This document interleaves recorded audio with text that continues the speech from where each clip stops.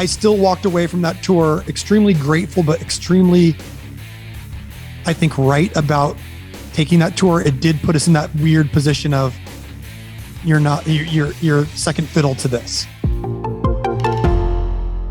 Very excited for our next guest. I'm a huge fan of the band Avenged Sevenfold, and they've got a new album, comes out June 2.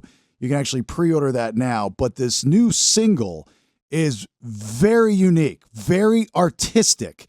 Lead singer of Avenged Sevenfold, M. Shadows. Dude, this new song, I got to tell you, when I first heard it, all right, I let me just tell you, this is you know the scene in Bohemian Rhapsody when they're sitting in front of the lawyer and he goes, "It's too long. It's just not right. It's not Queen."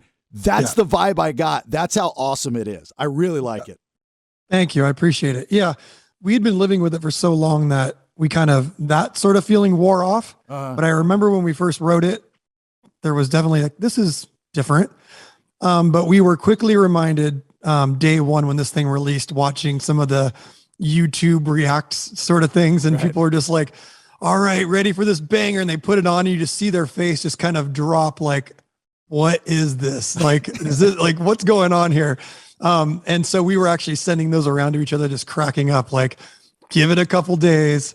People are going to understand it. But it was really fun to kind of get smacked in the face with reality of how people are going to take this right off the bat. And I see what you're talking about, at least like with the single Nobody.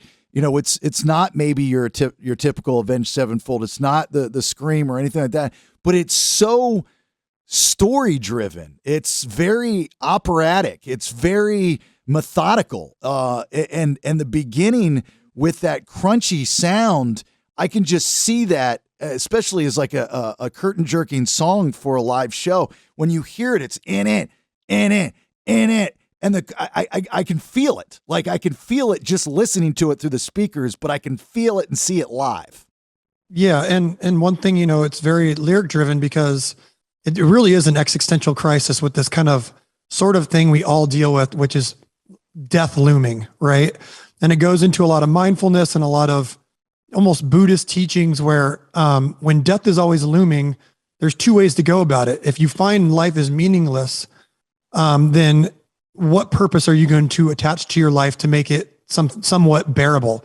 But to talk about that, you need the music to have tension and you need the music to almost feel uncomfortable. Yeah. And that's why the song was really driven around this sort of like, well, why are you not going back to the chorus here? Well, because we're trying to make it feel uneasy, right? The things we're talking about are uneasy and they don't feel like, really pleasurable or release driven until we want you to get there. So I think there's a method to the madness, but it takes a second to kind of readjust and kind of go, okay, this is what we're dealing with here. It's not, 3.5 minutes, verse, chorus, bridge, chorus. Right. It's just different.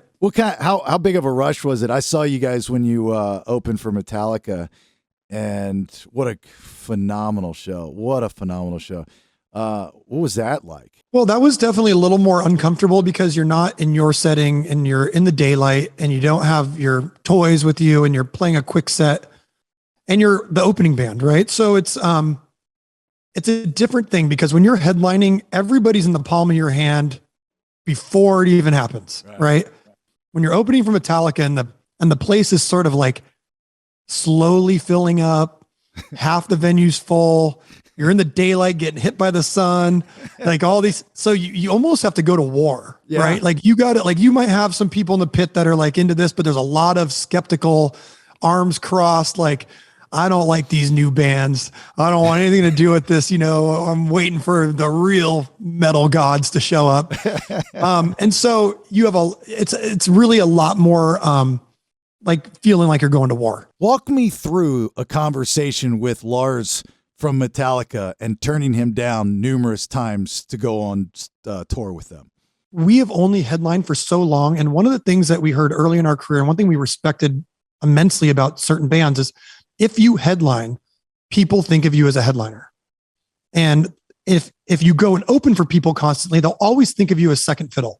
So the idea of opening and taking all the toys away, everything everyone had ever seen, my question to him was, I don't think this is the right look for new people getting into Avenged Sevenfold. Mhm. This isn't where we're at.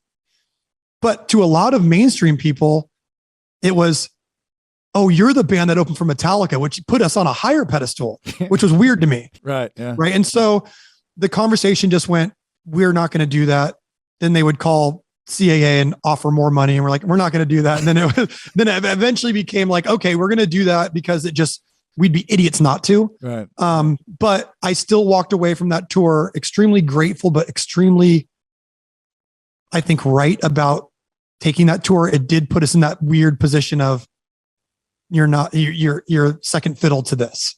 So it's strategy with you. It sounds like, when you're picking and choosing your spots, you're really smart.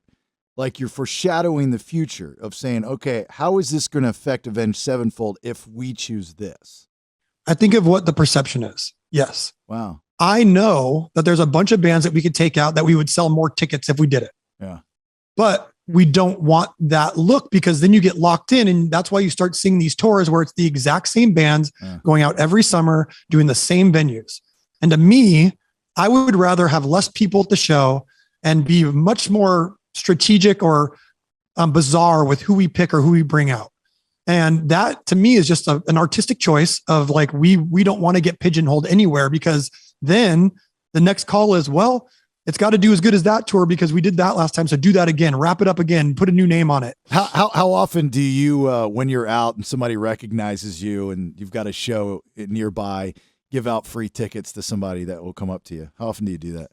Oh, all the time. Yeah. It's on the app, right? I learned about y'all's rock band app from the guys in Lit. That's crazy. Yeah. There's so much new technology that people can utilize but technologies, these sort of things are really, you're right. They're scary to a lot of people, Sure. Apps, blockchain, these tokens that we've been giving people. If you take the time to learn it all, life can be a lot easier, but I understand the trepidness. Yeah. Well, look, man, I'm very excited for this song. I want to see how it plays out. I think it's going to do like what you're saying is that and that's the good stuff. That's somebody, what? Oh, yeah, good. Kind of like the first time I saw Swingers. Didn't get it. Second time, got high, got it. There you go. And also the new album, Life is But a Dream, June 2nd. You can pre-order that, AvengedSevenfold.com. Really, really cool website. Whatever one you pick, 2 or 3, you guys are always doing some cool stuff. So I dig it. And M Shadows, Matt, thank you so much, brother, for coming on, and best of luck. And hope to talk to you again soon, all right? Yeah, thanks for having me, man. I really appreciate it.